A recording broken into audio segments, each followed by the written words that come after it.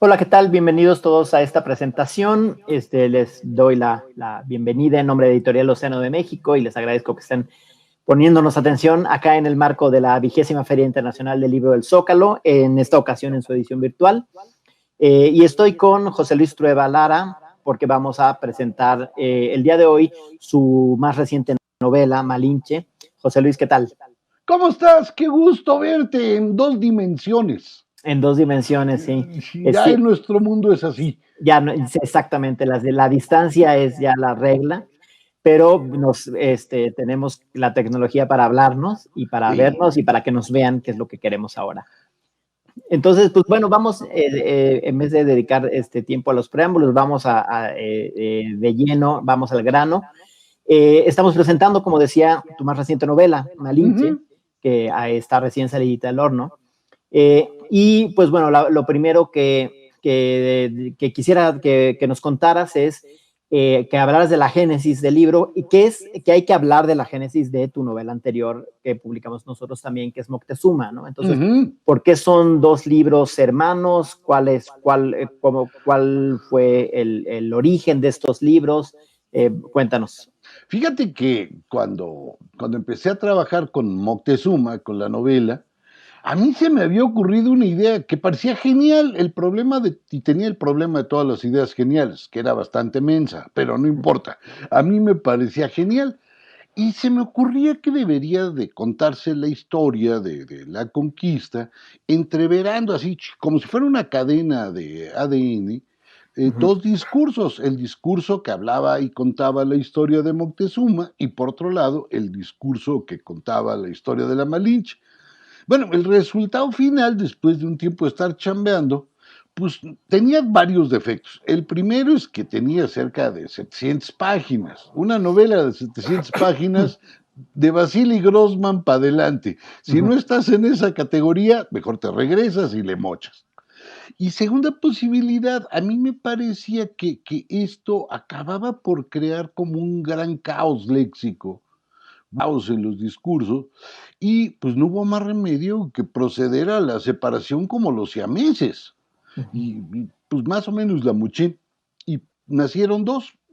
Lo que no me había yo percatado es que la novela de la Malinche eran apenas como un boceto muy largo, no muy acabado, pero un boceto bien, con el que se podía hacer algo, y la de Moctezuma sí quedó muy bien. Pues a partir de ahí empecé a chambear con la novela de la Malinche, y el problema duro, después del corte de lo que traían juntas y de separarlas, era buscarle una voz a esta mujer.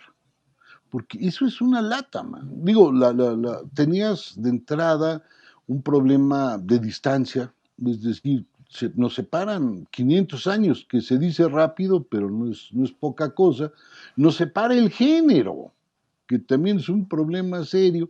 Y a partir de ahí fue que yo empecé a trabajar a la Malinche ya solita, y mira, nació, gracias a ti.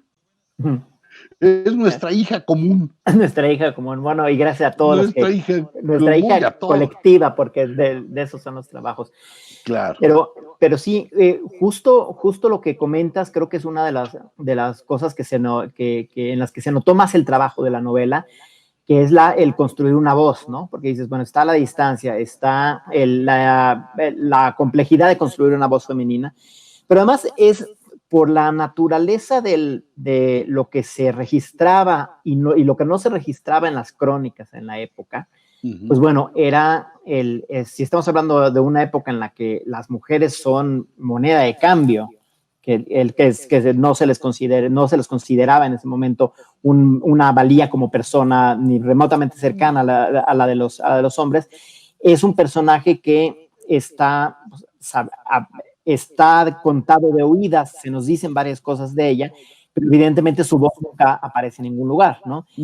Entonces, eso, pues bueno, crea la dificultad de que no tienes a lo mejor muchos asideros, pero también me parece que te dio un lienzo en blanco con mucha libertad para trabajar, ¿no? Sí, fíjate que sí. la creación del personaje, que digo, perdón que diga algo que es una bobera, pero ahorita van a ver que la bobera sí tiene cierto sentido. Un personaje nada más son letras, no crean que es para otra cosa, no, no, no, no, no, no es más. Me da igual si es el Quijote o el que sea, son puras letras. Cuando yo empecé a crear el personaje de la Malinche, el problema era cómo hablaba, cómo sonara la Malinche. Y fíjate que empecé a pensar en una cosa que había leído hace tiempo, un libro maravilloso de una historiadora gringa que se llama Nancy Farris. Y la Nancy es una verdadera riata, es una gran historiadora. A ella le debemos un libro que se aventó nada más la puntada de ponerle los mayas en la época del dominio español, Ujú. lo cual no es poca cosa, porque es como el de Gibson, pues, o sea, no, no, no, no, Sí. no, no es de ese tamaño. Y ella se puso a estudiar un problema rarísimo, y te lo cuento porque explica toda la novela. Cuando llegan los primeros sacerdotes, los primeros evangelizadores al territorio que hoy es Oaxaca, y aprenden a hablar las lenguas indígenas, los indígenas no los pelan, no les hacen caso. Les parece que no están diciendo las palabras correctas. Decía, oiga, pero yo hablo mije o popoluca o hablo, no sé, mixteco, zapoteco, lo que quieras. Y no los pelaban. Hasta que los propios sacerdotes se dan cuenta que había dos lenguas indígenas en simultáneo. Una lengua para el uso cotidiano y otra lengua para el uso sagrado, para el uso del poder. Me da igual si es el poder terrenal o el poder de los dioses. Y cuando ellos descubren esta otra lengua, que en zapoteco se dice libana, que es palabra bonita, Ujú. ellos empiezan a predicar en libana y les hacen caso. Entonces, con esta idea en la cabeza, antes de chambear con la Malinche, yo me había puesto a trabajar con algunos textos nahuas y me había dado cuenta que sí, en efecto, hay estos dos niveles en el náhuatl, un nivel sagrado, un nivel del poder y un nivel popular. Es como hoy, pues, o sea, hoy en el celular pones caquita, carita feliz, manita, florecita y algo quiere decir. Yo no tengo la más remota idea que sea. Y otros hablamos con palabras un poco más largas, pues es más o menos la misma cosa. Entonces, lo primero que yo me propuse, y la primera versión de la novela, estaba toda escrita en español, pero con la construcción del náhuatl. Ese fue el primer borrador. El segundo borrador era darle una lijada fuerte al náhuatl y ponerle encima algunas cosas de maya. ¿Por qué de maya? Porque una buena parte de la novela, yo creo que pues una tercera parte, digo, no sería capaz de decirlo tan así, pero más o menos, una tercera parte de la novela ocurre en la zona maya, en la zona de Tabasco, más o menos, que es una zona mayense. Y luego de eso, otra sobadita, otra lijada. Y luego de la lijada va una capa de español. Y luego una capa más le pusimos de los refranes del Quijote, aunque no lo crean, ahí Ujú. está casi todo el refranero del Quijote. Y a partir de ahí, como se iba lijando, el resultado era muy parecido a las pinturas, por ejemplo, a las que hace Ilse Gradholm. Estas pinturas donde son las manchas, que las van dejando secar y luego van lijando el color y van poniendo cada vez capas y capas y capas, y al final da una apariencia, bueno, a mí me gusta mucho ese tipo de cosas. Y en la novela es así, pero había un reto adicional, que ese tú lo has de haber padecido. Ahora me toca a mí casi preguntar. Ahora me toca casi preguntar. Yo supongo, y el interés era que a pesar de que tuviera todas estas capas bien lijaditas, que fuera una novela accesible para cualquier persona. Es decir, que no le ofreciera al lector un esfuerzo sobrehumano adentrarse en ella, que fuera un libro incluso amable, pues. Ujú. Eso a mí me hubiera gustado. Bueno, eso no sé si lo logré, porque yo nunca me leo. Después de Sí. todas las correcciones, ya no quiero leerme, ya no. Pero ese fue. Y al mismo tiempo, para crear este lenguaje femenino, empecé a tomar todas las construcciones pocas que hay en textos del siglo XVI donde hablan las mujeres. Por ejemplo, en Sahagún hay muchas, Ujú, pues quizá el texto donde más hay. Y a partir de estas voces de Fray Bernardino de Sahagún y de todos los cronistas del XVI, es que nació la voz de la Malinche. Es decir, es una voz muy de laboratorio, muy de Jurassic Park, vamos, ujú. muy de Jurassic Park. Y donde le faltaba un gen, pues le poníamos uno de rana, ¿no? Igual que en Sí. los dinosaurios. Y le fui poniendo ahí los genes que le faltaban y mezclando todo lo que según yo estaba dentro de la Malinche, el mundo hispánico, el mundo náhuatl y por supuesto el mundo maya y algo de los otros mundos indígenas, ¿no? Entonces, esa fue la cosa para construir el lenguaje, que fue lo más latoso a la hora de trabajar. Lo demás, como sea, ya iba pasando. Ujú. Sí, sí, y justamente creo que, a ver, una conversación que sí tuvimos durante la edición de la novela era que, y ahorita esto nos va a llevar a un tema mayor y que creo que es el de los temas más interesantes sobre la novela histórica, pero una de las conversaciones que tuvimos específicamente sobre la lengua es decir, bueno, de repente parecía alguna expresión que dices, bueno, si nos ponemos en la filología estricta, sabes, si alguien dice que le cae el 20, pues sabes que es una expresión que apareció desde que hubo teléfonos públicos y no antes, ¿no? Claro. Pero más allá de eso y de que dices, bueno, una expresión así no sería auténtica en la época, eh, sí puede ser auténtica en el espíritu, en el espíritu del personaje, en lo que quieres comunicar, el estado de ánimo justo que quieres reproducir. Entonces, una conversación que empezamos a tener es, bueno, ¿qué queremos perseguir? Si esta construcción del lenguaje tiene tantas capas, tantos elementos y necesariamente es arbitraria, Ujú.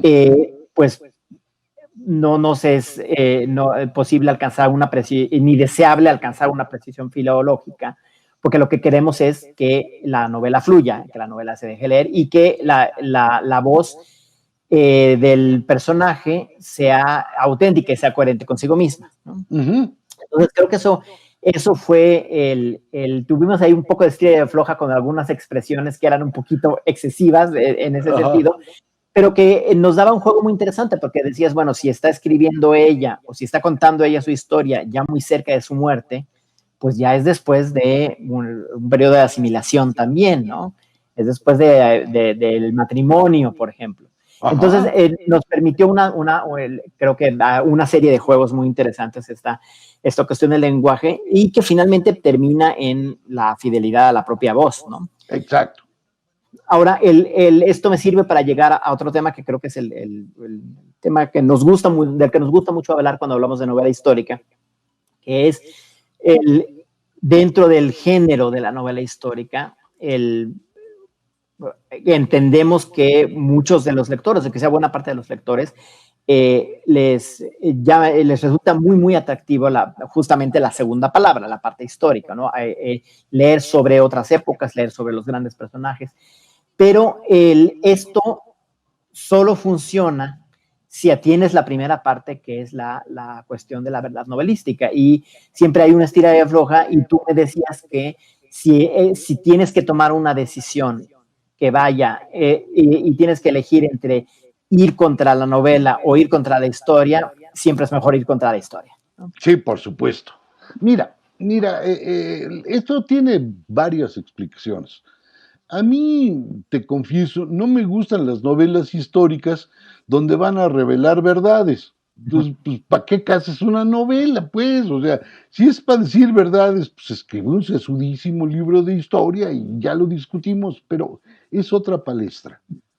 En cambio, para mí la novela histórica me resuelve tres problemas. Un primer problema es un asunto estrictamente personal. Fíjate, cuando yo trabajo libros de historia, que también eso lo hago mucho, ahí sí los pelos de la burra los tengo en la mano. Y te puedo decir, la burra es parda y mira, aquí están los pelos. El único problema es que en muchos momentos ni a burra llego. vamos, ni a pelos, o sea, son personajes o son situaciones tan difusas en el pasado que creo yo que la única manera con la que ya me la puedo quitar de encima es con la literatura. Pero la literatura tomada en serio. Es decir, si tú me lo preguntaras, yo creo que en una novela histórica debe de tener tres ingredientes. El primero es algo de lo que pasó. Es decir, en la novela de la Malinche sí puedes encontrar algo de lo que pasó. Esto que pasó es, como yo lo cuento, es una verdad absoluta. No, no, no, no, no, no, no. Porque a ese algo que pasó le tienes que sumar la segunda cosa, lo que pudo haber pasado, que eso es lo que tú Ujú. empiezas a crear. Y por último, lo peor, lo que a mí se me pegó la gana que pasara. Así, tú vas a decir, oye, ¿qué va? ¿Qué ton? No, no, pero esto que digo es muy serio. Porque cuando acepto los dos últimos elementos, lo que pudo haber pasado y lo que a mí se me pega la gana que pase, la historia se convierte, la historia con H mayúscula, se convierte en una suerte de materia prima que me permite a mí jugar y elaborar el pasado. Aún más, gracias a estas invenciones, gracias a estas mentiras, a mí me permite en algunos casos explorar cosas que no me lo permite la historia de veras. Vamos, te pongo un ejemplo. Eh, Poco sabemos, lo decías al principio de la plática, de las mujeres en el mundo prehispánico. Poco sabemos.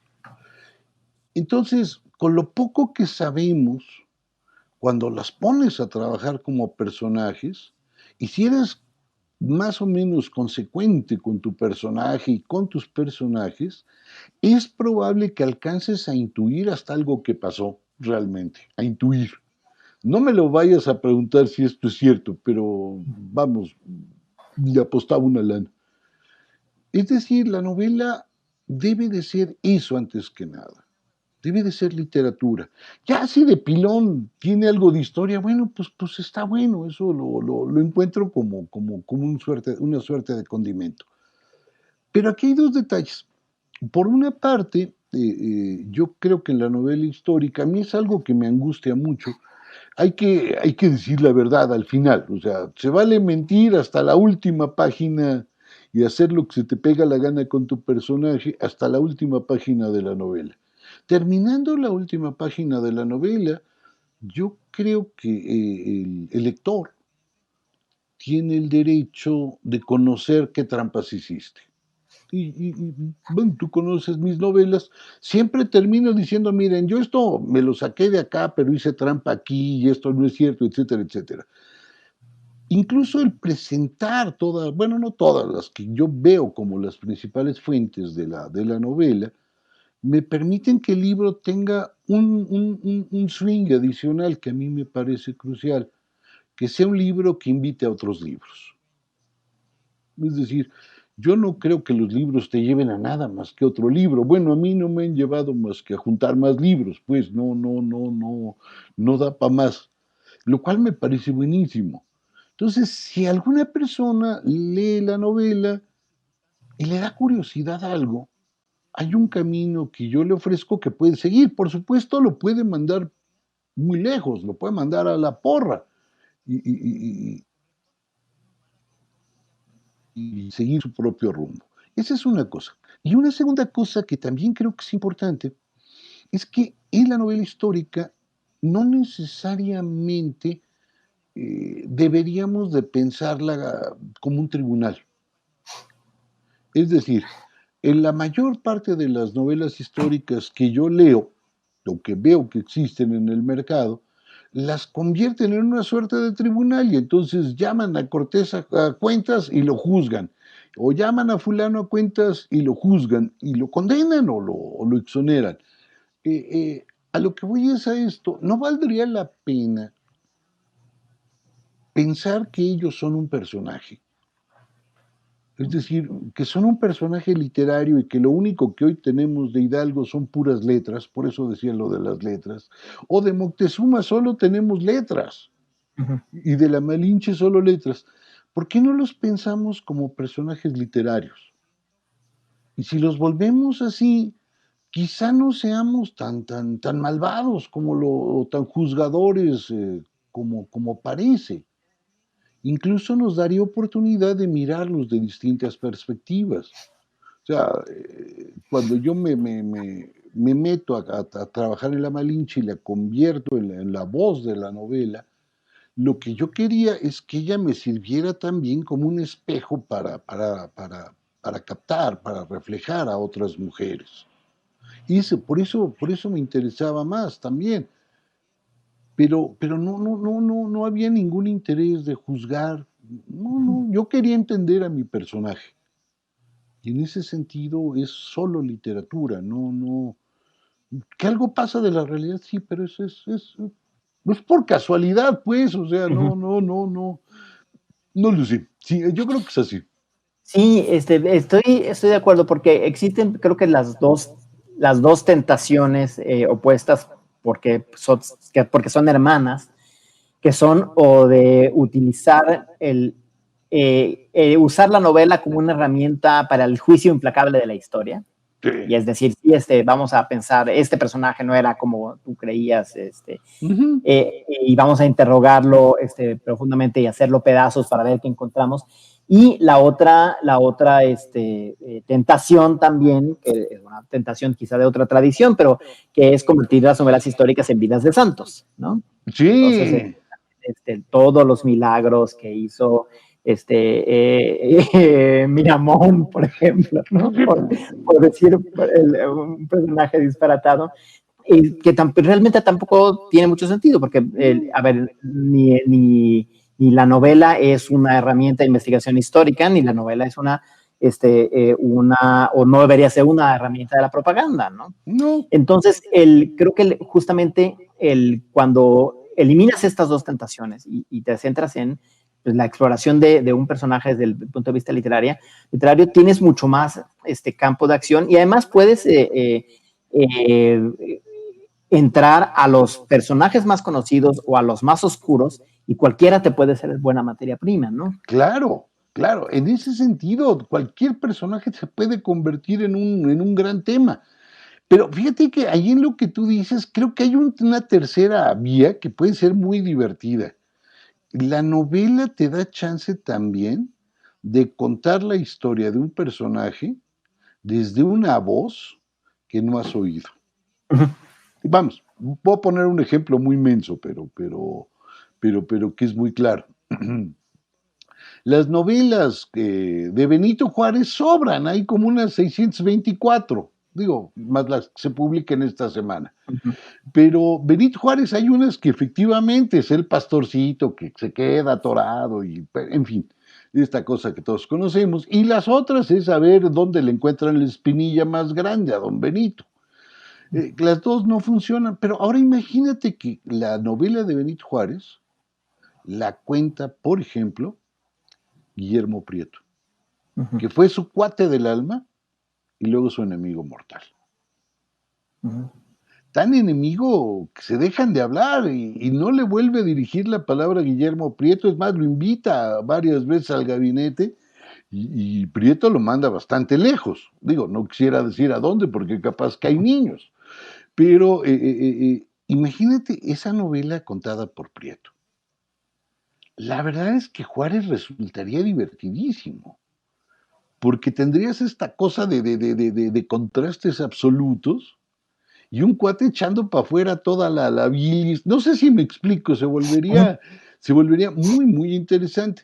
Es decir, cuando tú estás trabajando con estos personajes literarios, incluso cuando escoges esa voz, puedes llegar a conocer algo que no habías visto. Mira, yo te voy a contar una intimidad y creo que ahí va a quedar claro todo esto que he dicho.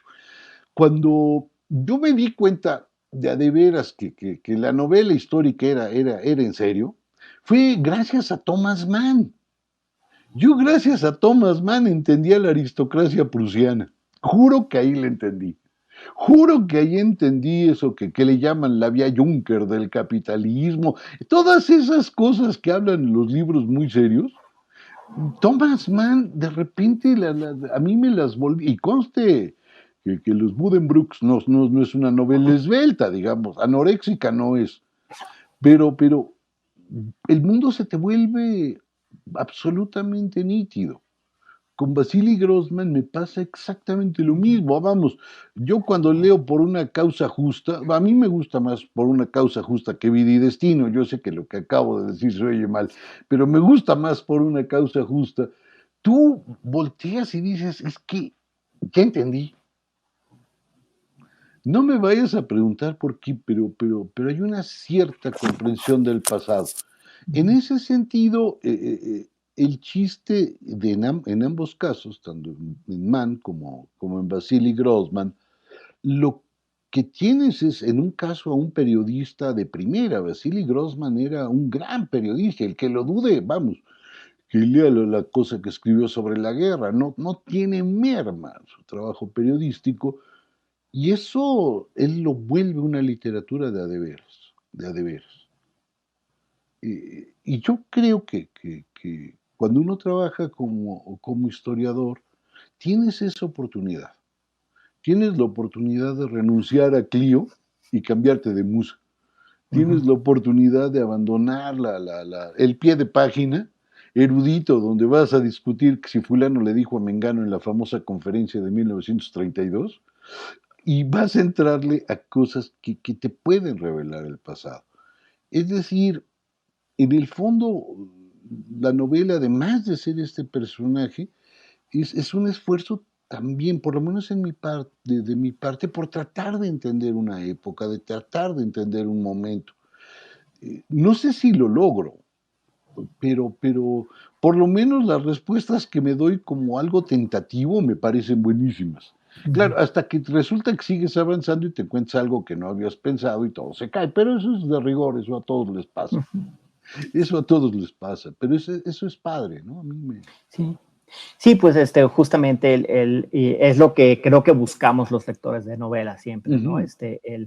El entender una realidad que no es la que tenemos enfrente saliendo a la esquina, ¿no? Exacto. Esto nos lleva también a cuando tienes pues este enfoque sobre los personajes históricos y te olvidas del juicio sumario o de la apología casi religiosa. Creo que eso te permite, como decíamos, acercarte a casi cualquier tipo de personaje histórico, porque todos pueden ser interesantes según como los plantees. Y en el caso de estas dos novelas sobre la conquista española, pues los personajes en los que está centrado son los que para la historia oficial son dos de las bestias negras, sino es que las dos más grandes bestias negras de la historia de la conquista española, porque se ve o Moctezuma el pusilánime o Malinche la traidora, ¿no? Sí. Malinche entró a la lengua española ya simplemente, ¿no? Por eso. Entonces creo que justamente acercarte a esos personajes con esa libertad es una de las grandes virtudes de este trabajo novelístico. ¿Qué significa acercarte a el trabajar de cerca con personajes que tradicionalmente y oficialmente son más vilipendiados? Ay, mira, eso es una debilidad mía. Ese es un problema mío. Mira, yo no conozco una novela mía donde el personaje no sea malo, por lo menos en la historia oficial. La verdad es que los buenos me dan una flojera inmensa. Quiero que quede claro. Vamos, lo voy a llevar al extremo para que esto quede así, como una declaración de principios. Si yo hubiera nacido en el siglo XIX, yo hubiera sido santanista y no juarista. Y te voy a decir nada más por una razón. Imagínate irte de parranda con Santana.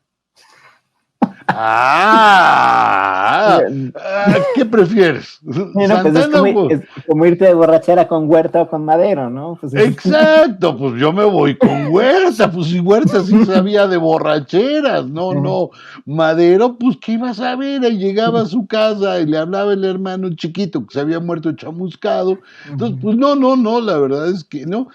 En cambio, estos personajes escalofriantes y malvados siempre son mucho más interesantes. Es como en las comedias, pues a mí las buenas me dan una flojera. aunque estén bastante buenas. Ujú. O sea, no puedo con ellos. Entonces, de entrada es eso. Y en segundo lugar, es que creo que esos personajes que están en la lista negra de la historia oficial, siempre nos dan la oportunidad de mirar cosas que habíamos dado por hechas. Ujú. Y el dar las cosas por hechas es así, vamos. Por ejemplo, Malinche traidora, la Malinche absolutamente piruja, o ya el tópico de paz, ¿no? Ujú. Ya Ujú. que sea la chingada, ya es un tópico pasiano que ya suena hasta medio, huele medio a rancio. Ujú. Ahora, ¿por qué no nos preguntamos varias cosas? Algunas de índole histórica y algunas de índole literaria. ¿De dónde nos salió el odio a la Malinche? ¿De dónde nos salió el odio a Moctezuma? Aún más, yo siempre me lo había preguntado durante muchos años, ¿por qué Cuauhtémoc se rifa? Era un Ujú. suicida. No, de veras, velo bien, de un tipo que estaba mal, o sea, algún problema ha de haber tenido en su cabecita, su mamá no lo quería, le dio la espalda en vez del pecho, no sé, algo así le ha de haber pasado a Cuauhtémoc. Es derrotado, entra en una guerra perdida de antemano, es claro que no hay futuro ahí ya en lo que está tratando de hacer, resulta Tlatoani 15 minutos, digo, Ujú. es fugaz prácticamente, y López Velarde hasta dice que es a la altura del arte. El único. El único, aparte, el único, Déjalo. peor Ujú. aún. Bueno, pues te cuento, yo hace algún tiempo estuve chambeando en eso y me di cuenta de algo rarísimo. Esta historia de la conquista con Cuauhtémoc Bueno y Moctezuma Malo y la Malinche Horrenda, nace después de la guerra con los gringos. Es Ok. decir, necesitábamos un héroe a la altura de la derrota. Un héroe suicida que aunque fuera a ser derrotado, se aventara al ruedo. Lo cual yo no le encuentro mucho mérito, digo, saber que vas a perder y te avientas, pues ni que fuera samurái, ¿no? Y ahí tiene otro sentido. Es esta apología de la derrota. Entonces, cuando hay esta apología de la derrota, pues rápidamente hay que encontrar culpables a Moctezuma, a la Malinche, etc. Y se les empieza incluso a crear una historia que nada tiene que ver. El único, y es una historia que se vuelve omnipresente, fíjate, en el caso de la Malinche, cuando Prescott, en la época de la guerra con los gringos, tantito antes publica su historia de la conquista, la Malinche se vuelve un héroe romántico, y está enamoradísima de Cortés, no tienes una idea. Vamos, yo alguna vez lo platicaba con Laura Esquivel y Laura hace su novela pensando en Prescott. Y sí, por supuesto, pues su Malinche se enamora perdidamente de Hernán. Luego aparece la Malinche traidora, porque bueno, pues si los traidores son los tlaxcaltecas, pues por Ujú. añadidura, pues también los chontales, ¿no? Bueno, aunque vivan más lejos. Contra esto, contra estas cosas, ¿por qué no pensar a la Malinche de una manera mucho más simple? A lo mejor estoy mal, pero creo que los seres humanos luego no somos tan complejos como los queremos pensar. Creo que somos bastante más simplones. Vamos, somos tan simplones que hasta funciona la estadística. Y lo Ujú. digo en serio, o sea, funciona la probabilidad con cierto grado. Entonces, imaginemos a la Malinche. Entonces yo decía, bueno, ¿cómo la puedo imaginar? Yo no quiero una Malinche como la de Prescott, un héroe romántico. Tampoco quiero una traidora. Entonces, mi única posibilidad era pensarla como en dos niveles. Una mujer que está decidida a sobrevivir y que es hasta capaz de agradecer que alguien medio la trate bien. Lo que estoy diciendo quizás se oiga feo, pero en el siglo XVI sí era una ventaja que te trataran bien. Digo, ya te han violado 27, quemaron tu pueblo. Dime qué desgracia no te pudo haber pasado.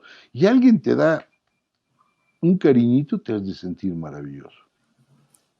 Y la segunda era también tratar de buscar a una mujer que fuera una mestiza absoluta. Nada sabemos de los mestizos de Gonzalo Guerrero. Sabemos que eran boniticos, como dice Bernal. los niños de Gonzalo Guerrero. Pero nada sabemos del mestizaje de la Malinche, porque es una voz oculta. A mí me parecía que esa era la otra cualidad, tener una mujer mestiza y tener, por otro lado, a esta sobreviviente. Estas dos cosas, bueno, creo que lo que me permitió a mí ir articulando total y absolutamente al personaje. Creo yo, no. Por ahí era la idea que yo tenía.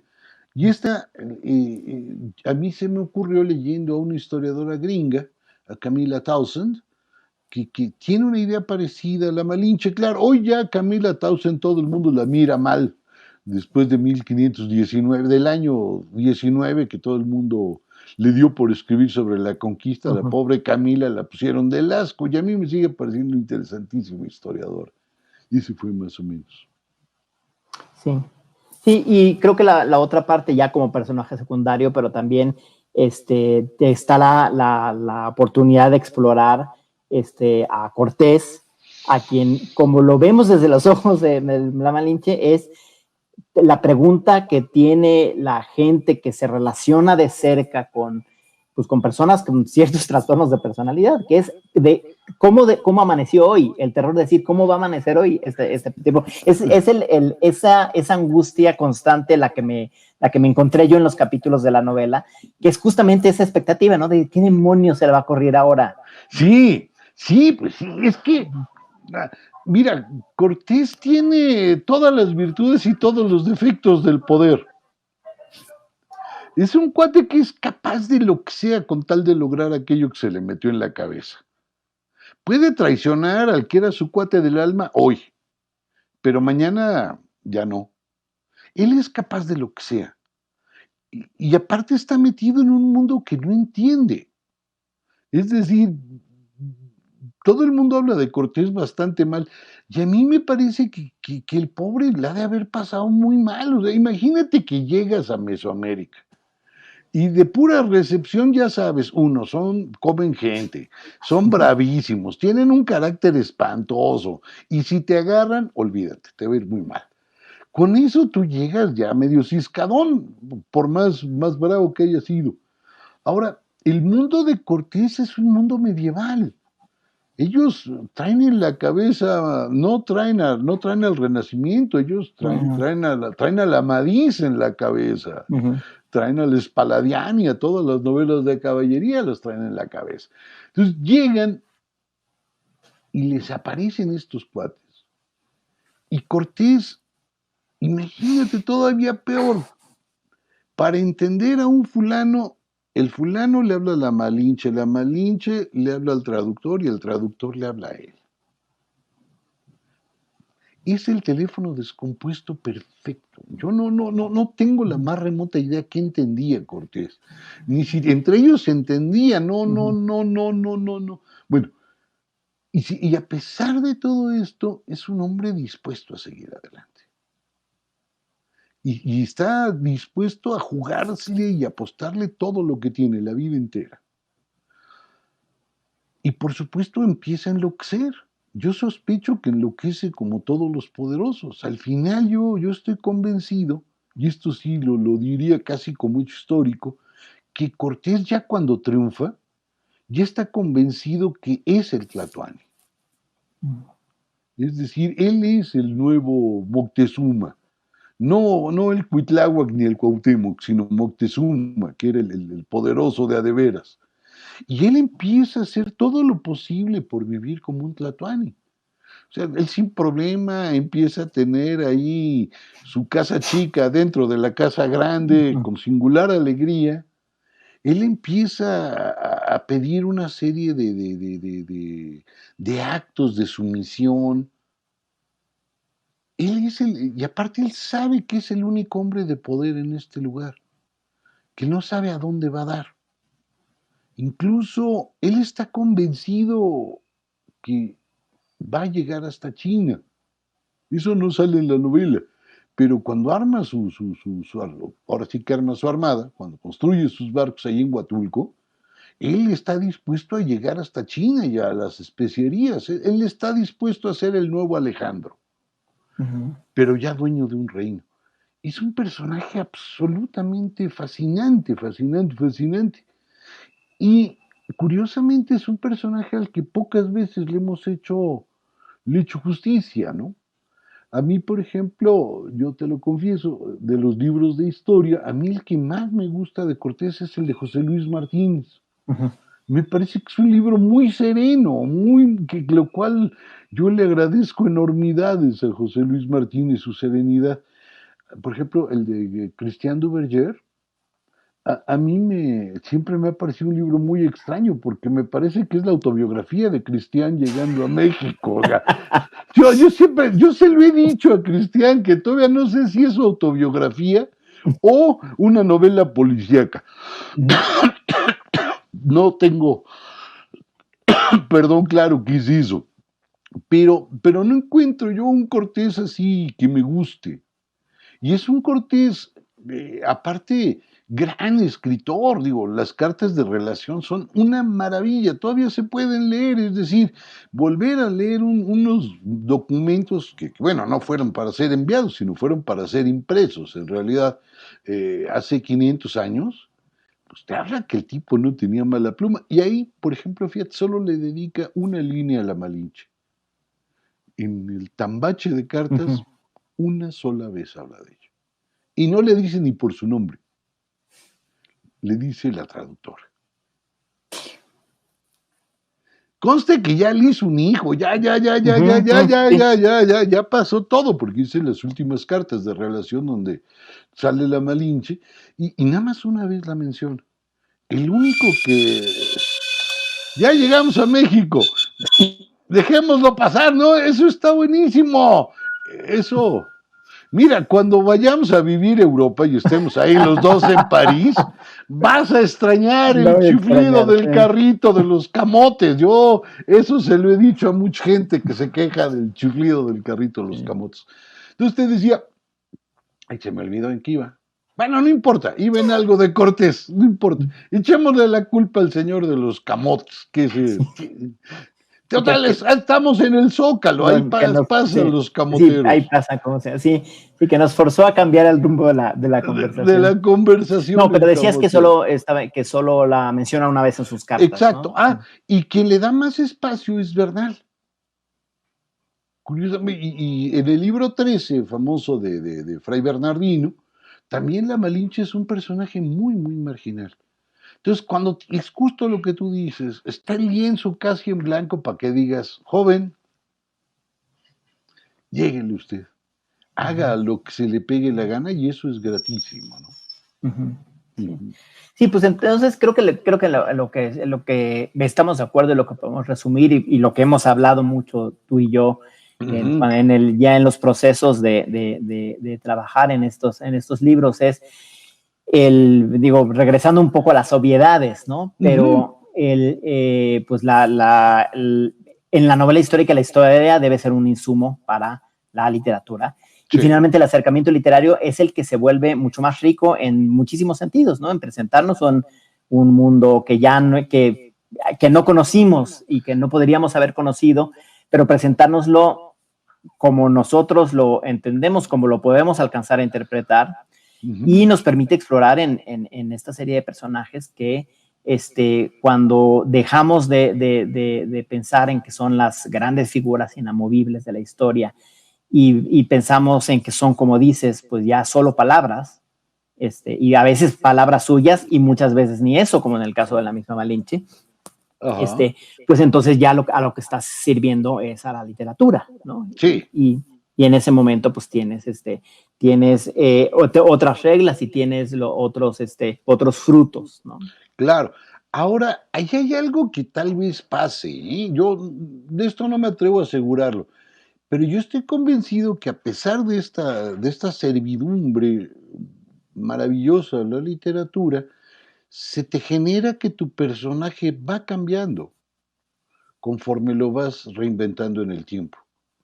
Es decir, hoy pensar en una Malinche romántica, yo creo que ya no cabe. Ujú, claro. Hoy pensar en la traidora ya no cabe. Y no cabe por algo que está pasando afuera en el mundo. Es decir, hoy los estudios de género, por ejemplo, ya son legión en la historia, ¿no? Me da igual qué periodo o qué personaje o qué circunstancia, ¿no? No. Hace 10 años no teníamos estudios sobre las mujeres románticas en México. Hoy tenemos media biblioteca, podemos tener un librero de buen calibre con estudios de las románticas, empezando con Concha Lombardo y todas ellas. Entonces, todo esto te permite servir a la literatura, pero siempre con los ojos de lo que tienes hoy, lo cual da Claro. una tensión que no sé si se resuelva. La tensión entre contar un pasado lejano con unos ojos del presente, pero que pretenden ser igualitos a los del pasado. Sí. Lo cual es bastante raro, pero esto es lo que pasa, por decirlo de una manera fácil. Sí, y es inevitable y es fascinante. Digo, no es lo mismo la Juana de Arco vista por Shakespeare, que lo que ve es una bruja traidora, a la de Michelet o a la de Tournier, ¿no? Exacto. Entonces, creo que ese es precisamente, y es parte de la riqueza y parte de las razones por las cuales seguimos regresando a estos personajes después de que parece que han sido transitados ya por todos los ángulos posibles, ¿no? Sí, siempre volveremos a ellos, estamos condenados a volver a ellos. Sí, sin duda. Así como siempre volveremos a Shakespeare, siempre volveremos a estos personajes. Es una condena, es como Sísifo. Sí, exactamente, como Sísifo. Sí, y la piedra se caerá. Y la piedra se caerá y nunca terminaremos de interpretarlos. Y pues bueno, eso es creo que una cosa que es sobre todo un gran placer para los lectores, que siempre podemos estar encontrando nuevas formas y nuevas voces y nuevas maneras de enfrentar estos personajes y estos momentos, ¿no? Sí. Pues bueno, José Luis, se nos está acabando el tiempo. ¡Hagamos un comercial! Vamos a hacer un comercial. Discretamente. No discretamente, directo. Recuerden, Malinche, la nueva novela de José Luis Trueba, editada por Océano, les va a encantar. Es una aproximación maravillosa a un personaje vilipendiado de nuestra historia. Pues bueno, pintado con bastante originalidad, y además hay que decirlo también con estas palabras, es una novela muy divertida.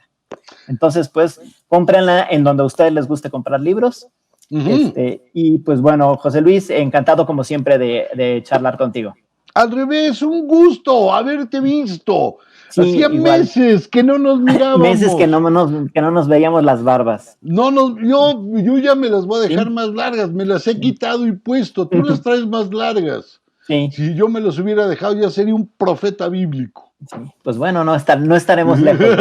No estaremos lejos. Pues bueno, muchas gracias a todos los que nos vieron y escucharon. Gracias por darnos su tiempo y su atención, y pues sigan disfrutando de la Feria del Zócalo en su edición virtual. Gracias, bye, pórtense bien.